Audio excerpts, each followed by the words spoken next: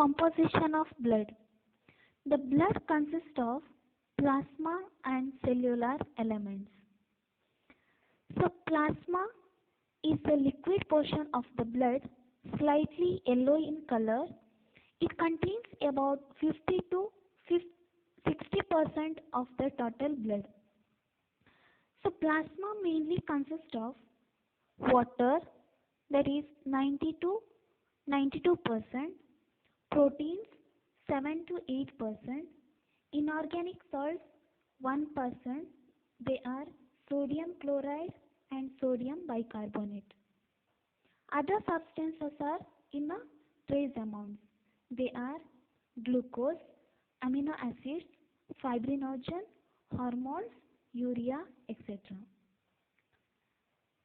The plasma from which the protein fibrinogen has been removed is called serum. So, serum means it is the fluid that is left out liquid part when the fibrinogen protein are removed from plasma. Second one, cellular elements. In cellular elements, it contains red blood cells, white blood cells and platelets. So it is about 40 to 45% of the total blood. So let's discuss cellular elements in detail. So first one is erythrocytes or red blood cells. So red blood cells are also known as erythrocytes. So erythrocytes are minute biconcave disc-like structure, flat in the center and thick and rounded at the periphery. That means the shape of the red blood cells are biconcave in shape and the structure that is flat in the center and thick and rounded at the edges. These red blood cells are very small, about 7 micron in diameter. The small size and the concavity on either side provides a large surface area which makes them very efficient in absorbing oxygen.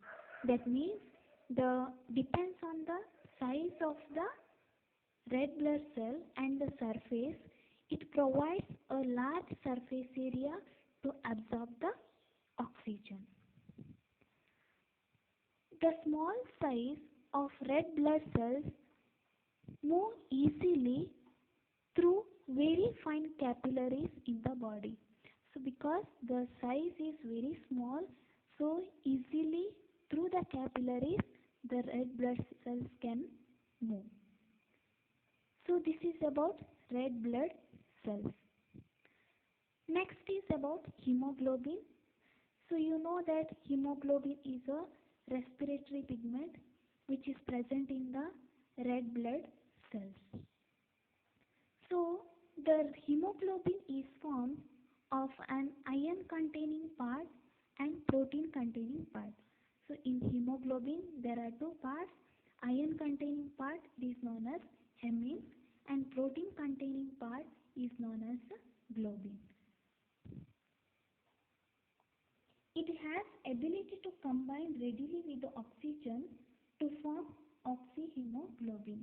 The oxygen which combining with the hemoglobin, it forms an unstable compound is called oxyhemoglobin. So this oxyhemoglobin which readily gives up oxygen to needy tissues. Wherever the oxygen is needed, so this oxyhemoglobin which readily given up oxygen to the needed tissues. Hemoglobin can carry a very small quantity of carbon dioxide in the form of carbaminohemoglobin. So here hemoglobin also carries a small quantity of carbon dioxide that is in the form of carbaminohemoglobin. carbaminohemoglobin. Carbaminohemoglobin is there is a involvement of carbon dioxide in the hemoglobin. Hemoglobin has very strong affinity for carbon monoxide. So hemoglobin which combines with the carbon monoxide which forms a stable compound known as carboxyhemoglobin. So this carboxyhemoglobin which reduces the transport of oxygen. So sometimes it may result in death. Life and death of red blood cells. In adults, the red blood cells are produced in marrow of long bones, especially in the ribs, breastbone and ilium of hip girdle. The red blood cells are produced in the marrow of long bones. In case of embryo, the red blood cells are produced in liver and spleen. In children, red blood cells are produced in the bone marrow of all bones. That is, in all the bones, the red blood cells are produced in bone marrow until the 5 years of age. The mature red blood cells have no nucleus. In mature red blood cells, there is no nucleus, but when they are being produced, when the new red blood cells are produced, there is one nucleus. But when the red blood cells are matured, the nuclei are lost, they become enucleated. That is, there is no nucleus, so that kind of red blood cells, they are enucleated. It becomes enucleated. The average lifespan of red blood cell is 120 days. The red blood cells only for 120 days. The old and weak red blood cells are destroyed in spleen, liver and bone marrow. So once the red blood cells are mature or it becomes old and weak, these cells are destroyed in the spleen and liver and also in bone marrow, but the iron containing part which will be retained in the liver, it will be present in the liver, and rest all which is excreted out as a bile pigment. So here the iron containing part, it will be, that is Mn, which will be present in the liver, rest all which is excreted as a bile pigment. In case of adults, normal adults, there are red blood cells and these are destroyed. There is 20 millions of red blood cells are destroyed every minute. That means 1% of total red blood cells in the body are destroyed every day. Every day 1% of red blood cells, total red blood cells are destroyed.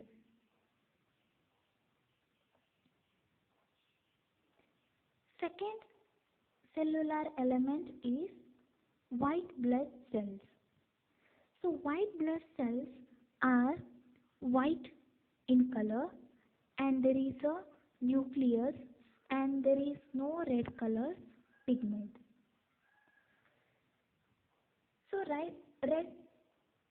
So white blood cells are amoeboid or irregular in shape.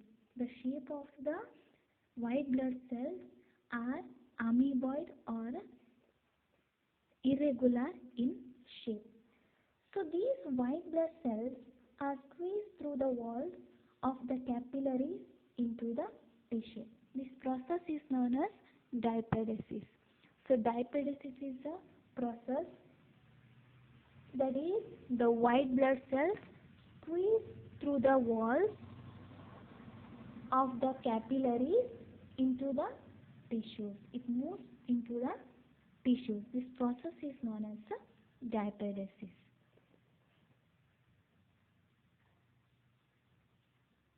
Origin and life of white blood cells. The white blood cells are produced in red bone marrow, lymph nodes, liver, and spleen. So, the white blood cells are produced in the red bone marrow and lymph nodes and sometimes in the liver and spleen. The lifespan of white blood cell is 2 weeks and the neutrophils live only for few hours and 125 billion of neutrophils are produced each day. Each day, the neutrophils are produced in each day. There is 155 billions of neutrophils are produced in each day, and the neutrophils live only for a few hours. The old and the worn out white blood cells are destroyed in the same manner as red blood cells. How the red blood cells are destroyed, same manner white blood cells are also destroyed. Types of white blood cells. There are two types of white blood cells. They are granulocytes and agranulocytes. Granulocytes, they have regularly lobed nucleus and are called granulated as they contain numerous granules in their cytoplasm. So there are three types of granular or granulocytes. They are neutrophils, eosinophils, and basophils. So in neutrophils, nucleus with the 3 to 4 lobes, and there are the granules in the cytoplasm. Here the stain is used with the neutral dyes, that is combination of both acidic and basic dyes. So this dye, the dye which is used here, that is eosinate methylene blue. There is a both combination of acidic and basic dye. The function is engulf the bacteria and which is produced in the bone marrow. The neutrophils produced in the bone marrow. Second one, eosinophils. So eosinophils which containing nucleus with the 2 lobes and the cytoplasmic granules are large in size, and the stain which is used here, acidic dye, they are eosin. So function is which engulf the bacteria, secretes the antitoxins. So antitoxins are helps to neutralize the poison producing by germs, and associated with the allergy. So the eosinophils which associated with the allergy, and it is produced in the bone marrow. Third one is basophils. So basophils, nucleus large, indistinctly lobed. There is not clearly not mentioned the nucleus. There is no particular structure of nucleus, and granules stain with the basic dyes, that is methylene blue. Here the stain is used basic dyes. So function is which releases the chemicals, especially histamine, for the inflammation, which dilate the blood vessels, and the basophils produce in the bone marrow. Second type of white blood cell is a non-granulated. There is a cytoplasm without granules. The granules are absent, and a single large nucleus is present. There are two types in non-granular, lymphocytes and monocytes. Lymphocytes are smallest of white blood cells and a single large nucleus. A large nucleus is present in the lymphocytes. So the function is to produce the antibodies. So antibodies are the chemical substance which is present in the body which helps to kill the germs which enter the body. So lymphocytes which is produced in the bone marrow and the lymph glands, especially in the spleen and tonsils. These are the lymphatic organs. Second type is monocytes. Monocytes are type of non-granular or agranulocytes. So here the nucleus is large and it is like a kidney shaped. At the site of infection transform into macrophages. So here the nucleus is large and it will be in a kidney shaped. It is at the site of infection and it is converts into macrophages. So here the function is ingest the germs. When the germs are entered to the body, which ingest the germs and it is produced in the bone marrow. So these are the types of white blood cells. They are granulocytes and non-granulocytes. Next is functions of leukocytes. So what is the function of leukocytes? They are act as a defense mechanism. So first function is phagocytosis. So phagocytosis is a process. So here by which white blood cells engulf the harmful microbes, especially bacteria. So here the white blood cells in the especially the neutrophils. So these neutrophils engulf the foreign particles, mainly the bacteria.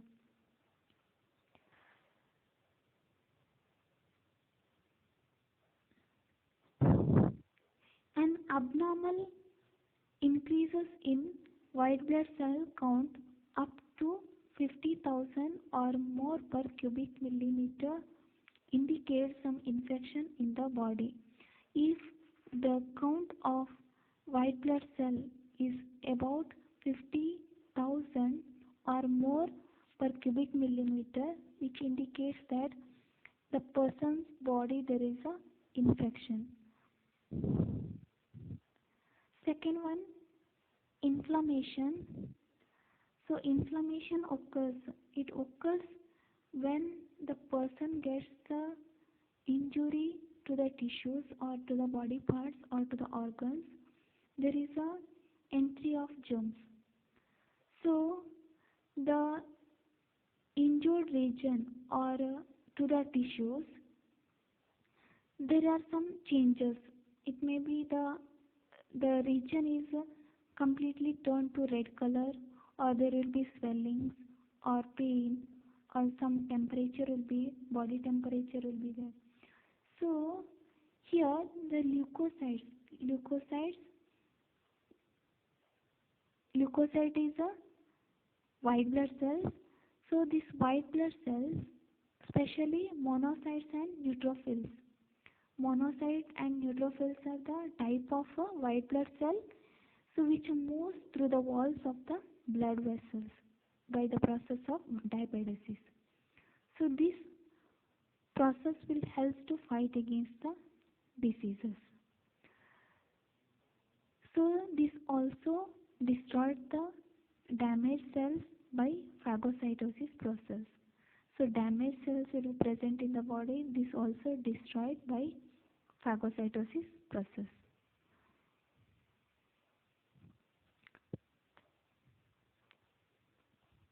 Third function is formation of antibodies. So antibodies are produced especially in the lymphocytes and which helps to kill or neutralize the germ or the poison from them.